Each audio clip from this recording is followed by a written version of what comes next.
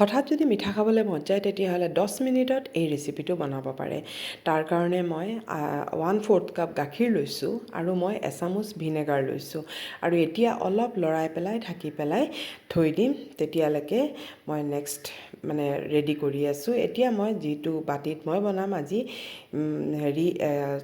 Chocolate cake আৰু একেবাৰে 10 মিনিটত হোৱাকৈ বাতিকেইটাত মই প্ৰথমতে তেল লগাই লৈছোঁ আৰু অলপ কোকো পাউডাৰ ইয়াত দি লৈছোঁ। দি পেলাই বা ময়দাও দিব পাৰে, কিন্তু ময়দা দিলে কালাৰটো অলপ হেৰি হৈ যায়, সেইকাৰণে মই কোকো পাউডাৰ ইয়াত এই ধৰণে ছটিয়াই দি দিছোঁ।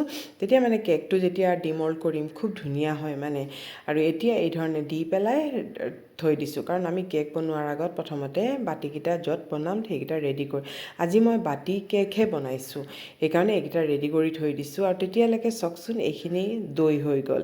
অলপ ভিনেগাৰ দি দিছিলোঁ, দৈ নাছিলে সেইকাৰণে গাখীৰত ভিনেগাৰ দি দিছিলোঁ আৰু এইখিনি লগে লগে দৈ হৈ গ'ল, কাৰণ মই আজি এগলেছ বনাইছোঁ আৰু এগলেছত দৈটো লাগেই, কিন্তু যদি নাথাকে তেতিয়াও ৰৈ নাথাকোঁ, বনাম। আৰু এতিয়া মই ইয়াত লৈছোঁ ৰিফাইন অইল আৰু ভেনিলা।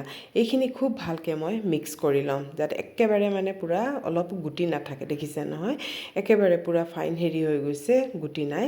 আৰু এতিয়া মই এখন চালনী লৈ পেলাই ইয়াত লৈছোঁ মই আধা কাপ আটা। মই আটাৰেহে বনাওঁ। আধা কাপ আটা লৈছোঁ, আধা কাপতকৈ অলপ কম চেনি লৈছোঁ। যদি মিঠা খায় তেতিয়াহ'লে বেছি দিব পাৰে। ইয়াত লৈছোঁ মই 2 চামুচ মিল্ক পাউডাৰ দিব, এগলেছত মিল্ক পাউডাৰ বহুত দৰকাৰী হয়। আৰু লৈছোঁ মই কোকো পাউডাৰ, আৰু ইয়াত লৈছোঁ মই আধা চামুচ বেকিং পাউডাৰ আৰু 1/4 চামুচ মই বেকিং চ'ডা লৈছোঁ। আৰু এতিয়া ইয়াত অলপ নিমখ দিছোঁ, যিহেতু মিঠা হয় সেইকাৰণে অলপ নিমখ দিছোঁ। দি পেলাই গোটেইখিনি ভালকৈ চালি ল'ম। আৰু দেখিছে নহয়, চেনিখিনি মই পিচি পেলাই থৈ দিওঁ যে অলপ অলপ গুটি গুটি হৈ যায়, আৰু কোকো পাউডাৰতো অলপ অলপ গুটি গুটি আছে, সেইকাৰণে চালি ল'লে গোটেইখিনি ভালকৈ মিক্সো হৈ যায় আৰু লাম্পছো নাথাকে। আৰু এতিয়া এইখিনি মই ভালকৈ প্ৰথমতে অলপ হেৰি কৰি ল'ম, তাৰপিছতহে প্ৰয়োজন অনুসাৰে মই গাখীৰ দিম। আৰু এতিয়া মই গাখীৰখিনি অলপ অলপকৈ দি আছোঁ, কাৰণ যদি বেছি লিকুইড হৈ যায় আকৌ কেকটো নুফুলিব। আৰু এতিয়া এইটো ভালকৈ মই হেৰি কৰি ল'লোঁ, আৰু চাওকচোন এই ধৰণে টেক্সচাৰটো আহিব লাগে। আৰু একেবাৰে কৈছোঁ নহয় 10 মিনিটতে ৰেডি হৈ যায়। আৰু এতিয়া এই বাতিকেইটাতে মই প্ৰথমতে অলপ অলপ দিওঁ। এইটো কিন্তু চকলাবা নহয়, এনেই মই ভিতৰতে ডাৰ্ক চকলেট আছিলে ঘৰত সুমুৱাই দিছোঁ, কিন্তু এই চকলাবাৰ কেকৰ প্ৰচেছটো অলপ বেলেগ হয়। এইটো চকলাবা নহয়, এইটো এনেই চকলেট দি পেলাই ল'ৰা ছোৱালীয়ে খাব ভাল পাব, সেইকাৰণে দিছোঁ। আৰু কেতিয়াবা নিজে খায়ো ভাল লাগে, সেইকাৰণে বনাইছোঁ। খুব ভাল লাগে এই কেকটো, আৰু ইমান ছফ্ট হয়।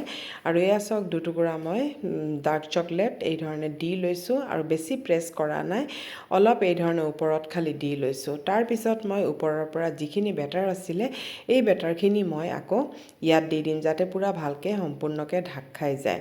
চকলেট একচুৱেলি আৰু অলপ বেছি হ'ব লাগিছিলে, মোৰ ওচৰত ইমানেই আছিলে সেইকাৰণে মই ইমানেই দিছোঁ, এনেই দিছোঁ আৰু এইকেইটা।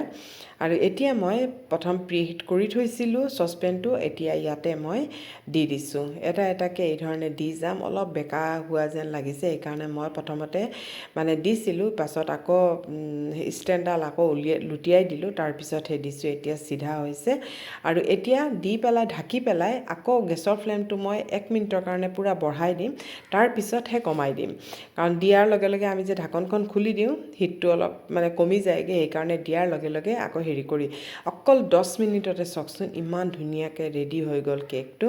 আৰু মই গৰমেই কাটিছোঁ, মই ৰ'ব পৰা নাই, ইমান ক্ৰেভিং হৈছে খাবলৈ। এয়া চাওক ইমানে ছফ্ট হয় কেকটো, আৰু খুব 10 মিনিটতে আলহী আহিলেও 10 মিনিটতে বনাই খাব পৰা কেক হয়।